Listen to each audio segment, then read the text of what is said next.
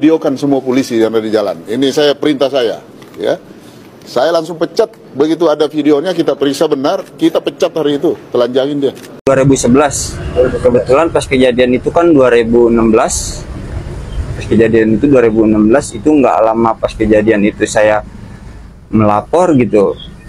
Saya berhubung saya juga takut gitu kan sama pihak keluarga pelakunya gitu kan, bahwa saya yang pelapornya gitu. Akhirnya saya memutuskan buat pulang. Lebih parah lagi Aep untuk menetapkan tersangka Peggy Setiawan, kalau berdasarkan keterangan Aep lebih parah lagi. Dari jarak 100 meter dia tidak melihat, ya, tidak bisa mengamati, lalu dia bisa bersaksi. Banyak sekali skenario, guys, sangat mencurigakan. Saya melihat banyak ketidakcocokan foto yang beredar itu adalah bahwasannya itu foto Eki. Nah, pada saat peristiwa tersebut ada dikatakan rumor beredar bahwasanya ada keluarga yang kehilangan anaknya. 2011, kebetulan pas kejadian itu kan 2016. Pas kejadian itu 2016 itu nggak lama pas kejadian itu saya melapor gitu. Saya berhubung saya juga takut gitu kan sama pihak keluarga pelakunya gitu kan, bahwa saya yang pelapornya gitu. Akhirnya saya memutuskan buat pulang. Pulang tahun berapa itu? 2016. Pas kejadian itu langsung pulang juga gitu ya? Nggak pas kejadian itu langsung pulang, nggak, ya dapat sekitaran 2 mingguan lah langsung pulang saya. Iya guys, jadi itulah kesaksian dari Aep yang mengatakan dia melihat langsung kronologis kasus pembunuhan Vina Cirebon dan Eki. Di sana dia memberikan kesaksian juga bahwasanya dia yakin Peggy Setiawan yang kuli bangunan adalah pelaku dari pembunuhan Vina tersebut. Namun saat itu dia takut ditersangkakan dan takut dituduh sebagai pelaku, makanya dia tidak melapor dan malah pulang pada waktu kejadian. Namun banyak juga yang tidak percaya akan kesaksian Aep tersebut guys. Bahkan banyak yang curiga Aep ikut terlibat bersama Peggy alias Peron. Lebih parah lagi Aep untuk menetapkan tersangka Peggy Setiawan, kalau berdasarkan keterangan Aep lebih parah lagi. Dari jarak 100 meter dia tidak melihat, ya, tidak bisa mengamati, lalu dia bisa bersaksi. Ditambah sekarang dia harus mengingat lagi, itu lebih parah. Kenapa lebih parah? Karena ini akan menghukum orang, ya.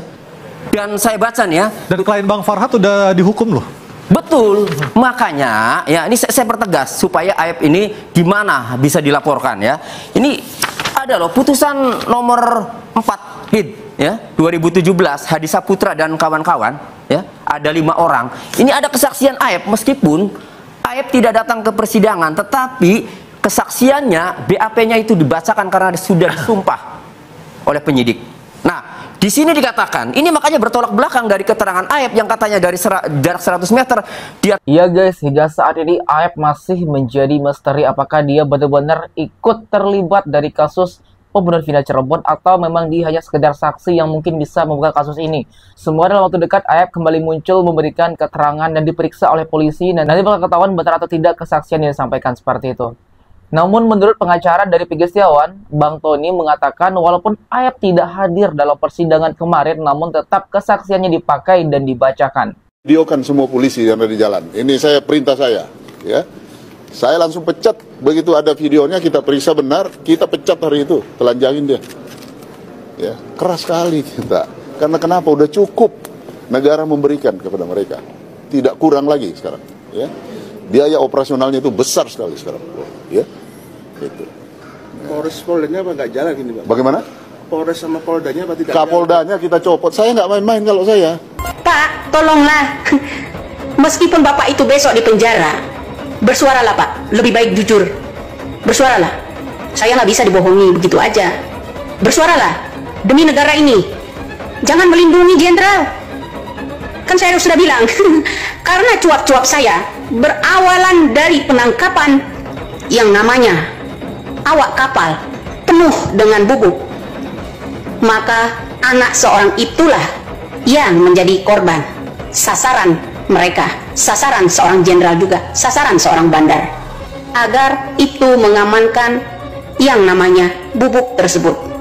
Marilah Pak, jujur saja berkata, saya udah bilang saya sangat paham kasus 2016 lalu. Iya guys, kalau memang seorang Ibtu Rudiana yang merupakan ayah dari korban almarhum Eki terbukti bersalah dan terlibat, maka sesuai janji polisi tadi harus dipecat dan lepas seragam seperti itu.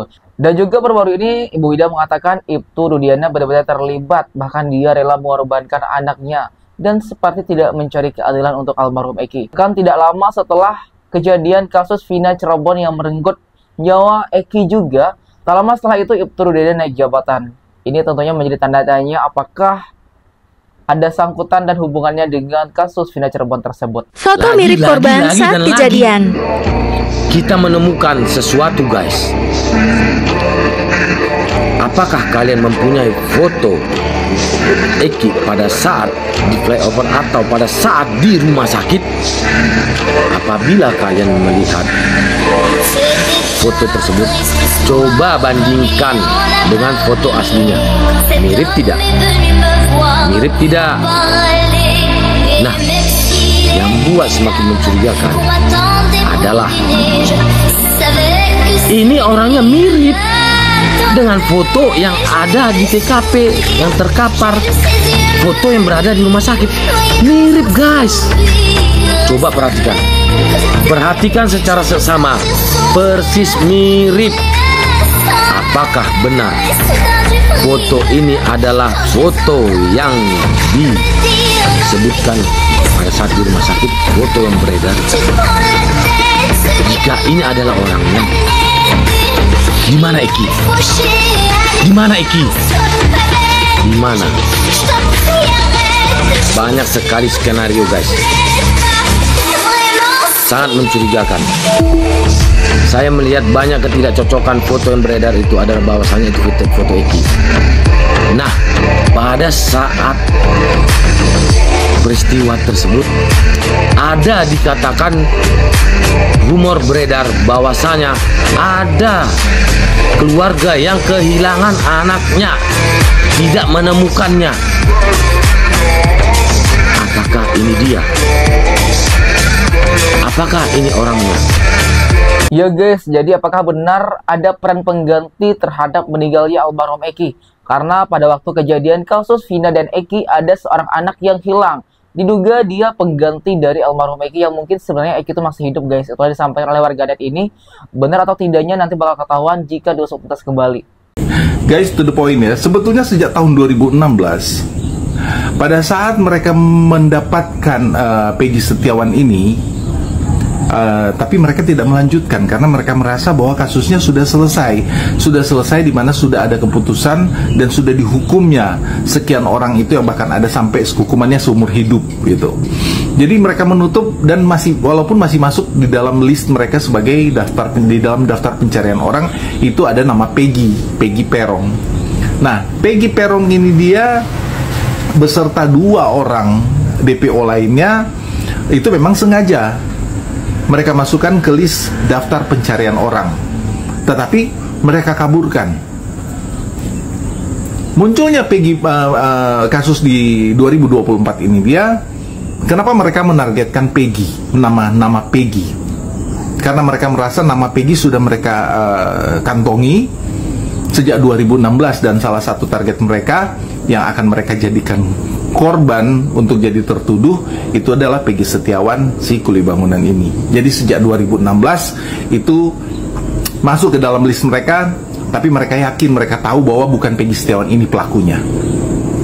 Hanya saja sekarang. Ya guys, kalau seperti itu berarti sudah dari tahun 2016 Peggy Setiawan kuli bangunan sudah direncanakan bakal dijadikan tersangka kalau memang kasus ini tuh naik atau viral guys. Benarkah nama Peggy Setiawan itu sudah dikantongi oleh pihak kepolisian dari tahun 2016, dan karena memang sudah viral kembali kasus ini maka dicari lagi Peggy tersebut yang ditangkap pada saat itu di Bandung guys. Namun menurut warganet ini polisi tahu kalau memang Peggy Setiawan tersebut bukan pelaku aslinya, dia hanya dijadikan korban karena tidak ada lagi yang bisa dijadikan korban, dan kebetulan Peggy ini orang lemah yang tidak punya power dan mungkin juga orang tidak mampu, akhirnya dia ditersangkakan untuk menutup pelaku aslinya seperti itu. Halo teman-teman, halo sahabat-sahabat TikTok.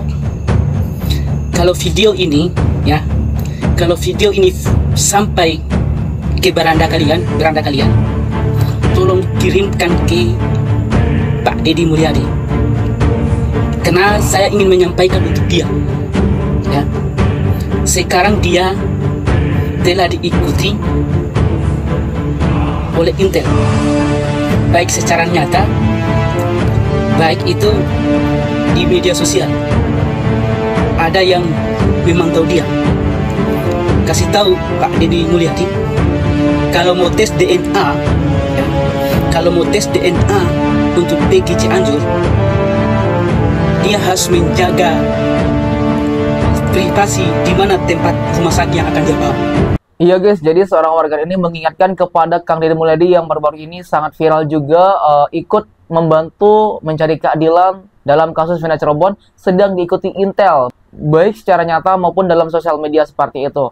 Karena memang selain dari Ibu Widya, Kang Deddy Mulyadi juga gesit untuk mendatangi orang-orang yang bisa memberikan informasi terkait kasus Vina Cirebon. Semoga saja Kang Deddy Mulyadi selalu dilindungi sehingga bisa membuka dan mengusut tuntas kasus ini, karena hal tersebut sangat positif dan membantu kinerja dari polisi. Guys, itulah beberapa informasi mengenai kasus Vina Cirebon dan Peggy Setiawan. Lantas bagaimana tanggapan dan komentar kalian? Silahkan berikan komentar di bawah ini. Kami dari YouTube Biasa TV mengucapkan terima kasih dan sampai jumpa.